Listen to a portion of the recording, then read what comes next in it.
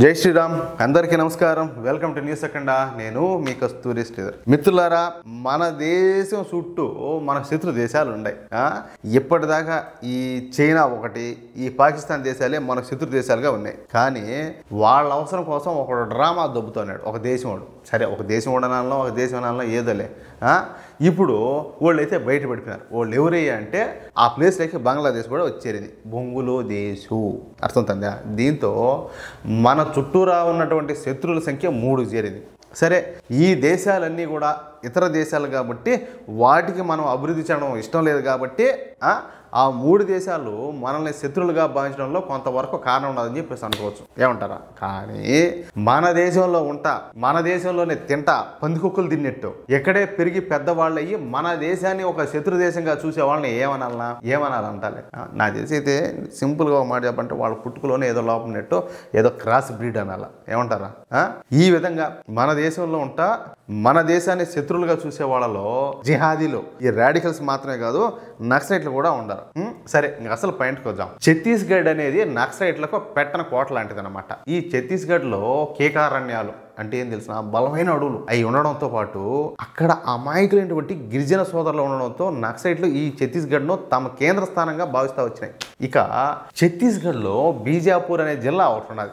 ఈ బీజాపూర్ జిల్లా మన తెలంగాణకు ఆనుకొని ఉంటుంది. ఈ తెలంగాణ బీజాపూర్ సరిహద్దుల్లో విపరీతంగా అడవులు కొండలు ఉన్నాయి. దీంతో నక్సలైట్లు ఆ ప్రాంతాన్ని తమ స్థావరంగా ఏర్పాటు చేసుకున్నారు. ఇక బీజాపూర్ అడవుల్లో నిన్న ఈ నక్సలైట్లు అతిపెద్ద సమావేశాన్ని ఏర్పాటు చేసుకున్నారు. అయితే ఈ విషయం ఇన్ఫార్మర్ల ద్వారా తెలుసుకున్నటువంటి ఛత్తీస్గఢ్ ప్రభుత్వం వెంటనే 1000 మంది భద్రతా దళాలను రంగంలోకి దించింది. ఇంకొక మాట, ఛత్తీస్గఢ్లో ఎవరు గవర్నమెంట్ ఉండేదా? భారతీయ జనతా పార్టీ. అర్థమైందా?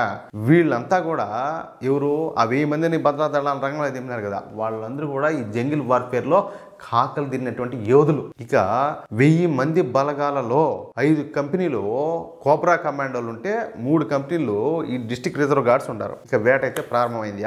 దక్షిణ బీజాపూర్ అడవుల్లోని ఒక కొండ ప్రాంతంలో ఈ నక్సలైట్ల సమావేశం ఏర్పాటు చేసుకోవడంతో ఇక మన కోబ్రా బలగాలు కాల్పులు అయితే స్టార్ట్ చేశారు, దడ దడ దడ దడ దడమని.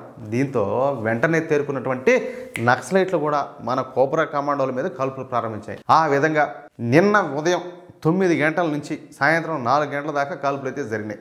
ఇక ఈ కాల్పుల్లో 17 మంది నక్సలైట్ల శవాలు అయితే దొరికినాయి. అంటే చనిపోయిన వాళ్ళు మినహా మిగతా వాళ్ళంతా కూడా ఈ బీజాపూర్ అడవులో నుంచి పారిపోయారు. వాళ్ళని కూడా త్వరలోనే ఒక మంచి ముహూర్తం పెట్టి ఏదో సరేలే జరుగుతాలే కానీ అది వేరే విషయం. అయితే ఈ 17 మంది చనిపోయినటువంటి నక్సలైట్లను కోబ్రా కమాండోలు బీజాపూర్కి అయితే తీసుకొచ్చారు. ఒకటి ధర్మం, అదేంటంటే ఆర్మీ వాళ్ళు ఎవరైనా చచ్చిపోయారనుకో కాల్పుల్లో పడిపోతారు, లేకపోతే చచ్చిపోతారు, ఎట్టి పరిస్థితుల్లో కూడా వదిలిపెట్టరు. సరే, శత్రువులైనా సరే ఇప్పుడు ఏది పాకిస్తాన్ తీవ్రవాదులు వస్తారు, వాళ్ళైనా కూడా ఏదైనా డెడ్ బాడీలు ఏమైనా ఉన్నాయంటే ఖచ్చితంగా తీసుకొచ్చి ఫార్మాలిటీస్ అయితే పూర్తి చేస్తారు. అదేవిధంగా నక్సలైట్లైనా కూడా అది ఆ ఫార్మాలిటీస్ అయితే చేస్తారు. అర్థమవుతుందా? మొత్తంగా నక్సలైట్లకు మన కోబ్రా కమాండోలు అయితే మామూలు కాదు, పట్ట పగులు కూడా సుక్కలు చూపించినట్టు చేశారు. అసలు కోబ్రా కమాండోలు అడుగు పెట్టరు అనుకున్నటువంటి ప్రాంతంలోకి మన కోబ్రా కమాండోలు అడుగు పెట్టి వాళ్ళ సత్తా అయితే చూపించారు. ఏమంటారా? వీళ్ళు చెప్తామాట ఓపెన్గానే మాట్లాడుకుందాం ఏదైనా కూడా. నాకు కూడా నా చిన్నప్పుడు నక్సలైట్లు అంటే మా వాళ్ళు ప్రజల కోసం పనిచేస్తారు, సామాన్యుల కోసం పనిచేస్తారని నేను అనుకుంటాను. కానీ ఇప్పుడు పరిస్థితి ఎట్లా నాకు తెలిసిన పాకిస్తాన్ వాళ్ళతోనూ పాకిస్తాన్ తీవ్రవాదులతోనూ కూడా వాళ్ళు లింకులు పెట్టుకుంటారయ్యా. చైనా ఎప్పుడు చూసినా కూడా మా దేశం షడ్డాకి పడుతుంది. అట్లాంటి చైనాతో కూడా సంబంధాలు పెట్టుకొని ఇన్ని దారుణాలు చేస్తా అంటే వాళ్ళని ఎట్ట అయ్యో అంటాం చెప్పండి.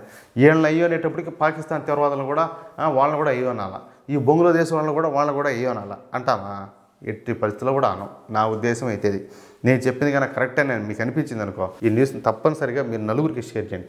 షేర్ చేస్తేనే కదా నలుగురిలోనూ కూడా వాళ్ళ యొక్క భావజాలం మారుతుంది. ఇప్పుడు వాళ్ళు ఏదో ఉంటారు, ఎవరినైనా అదిట ఇదిట అని చెప్పి సరే వాళ్ళు ఏదో వాళ్ళ ఉద్దేశంలో వాళ్ళు ఉంటారు, అన్ని మతాలు సమానం, లేకపోతే సరే చైనా అట్టాడిది, పాకిస్తాన్ అట్టాడిది, బంగ్లాదేశ్ అట్టాడిది, ఏదో వాళ్ళ ఉద్దేశం వాళ్ళకంత దూరం తెలియదు. నాకు తెలిసితే వాళ్ళు ఏంటంటే వాళ్ళకి ఎంతసేపు డబ్బు మీదనే ధ్యాస దృష్టి ఉంటుంది కాబట్టి వీళ్ళు అన్నీ పట్టించుకోరు.